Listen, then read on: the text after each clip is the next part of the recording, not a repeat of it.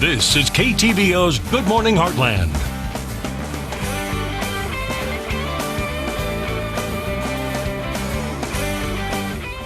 Welcome back. The internet can be intimidating with headlines about hackers, cyberbullying, and phishing scams. June is National Internet Safety Month, giving parents the opportunity to talk to their kids about these issues and the importance of safe internet use. Ryan Bowman from US Cellular is here this morning to share some of those tips. How are you doing today? Doing great. How are you? I'm doing great. So nowadays, everybody has a cell phone. I mean, kids as young as 10 years old have cell phones. Everybody has, access to the internet, but it's not always the safest, even though you have passwords on all your apps or even to get into your phone. Using it all the time isn't necessarily mean that you're always safe on the internet, correct? Right.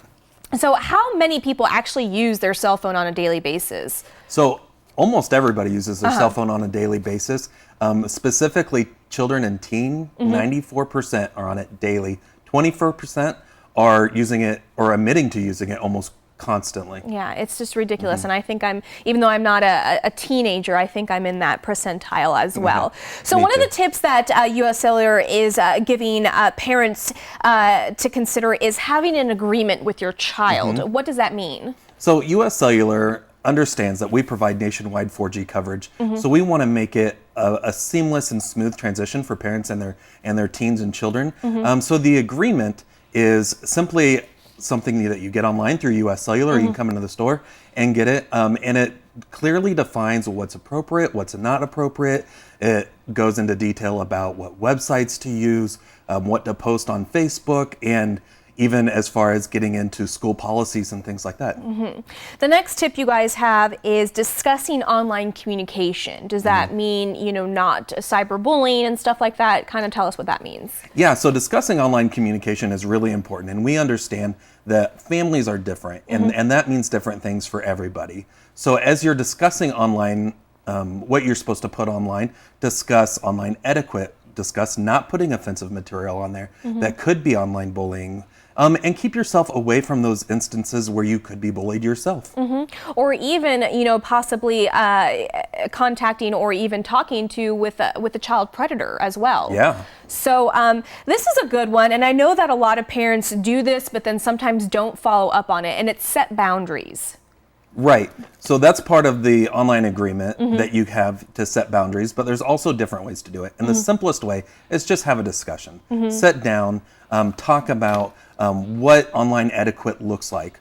Talk about what's appropriate to post online, whether it's pictures, text messaging, who you're talking to, know your audience.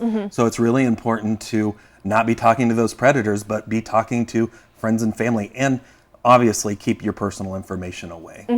And you just mentioned posting photos appropriately. Sometimes kids tend to forget, and I know that there's been posts about, what goes on the internet stays on the internet, and even though there's apps out there like Snapchat where a photo, can disappear. I'm using quotation marks. But people can take screenshots of those and then use those and their advantage of either blackmailing a friend or embarrassing their friend. And so when it comes to posting photos, just tone it down. Well, and also keep in mind that as you're posting photos, they can be changed. People can grab those and use Photoshop.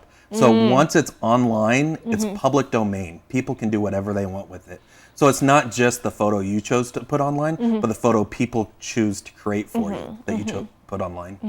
And something really interesting to do, which I've done before, is, sometimes you think your photos are set on private, but if you actually Google your name and then go to the images, some of the photos that you think aren't popping up on the internet actually associated with your name pop up. So that's something you should do. All right, and finally, this is an app that parents can download, and it's to help use parental controls. So what's the app called? It's the NQ guidance app. It's really great for family guidance. What it allows parents to do on a Samsung Galaxy S7 or a Samsung Galaxy S6 or any Android really, it's $4.99 a month. It allows the parents to filter different apps, different websites. It also allows parents to monitor text messages, pictures that they have, and etc. But one thing that's really neat, especially this time of year, while people are on vacations and the fair season's coming up, is that there is a parent alert portion to this app to where if you press that, it alerts the parent and they know there's an emergency and they need to come right away. Oh, wow. Talk about a great feature. So what we'll do is we'll post everything on our website at ktvo.com. We'll link up information with US Cellular if you have any questions or concerns. Again, Ryan, thank you so much for coming on. Thank you. And we'll be right back.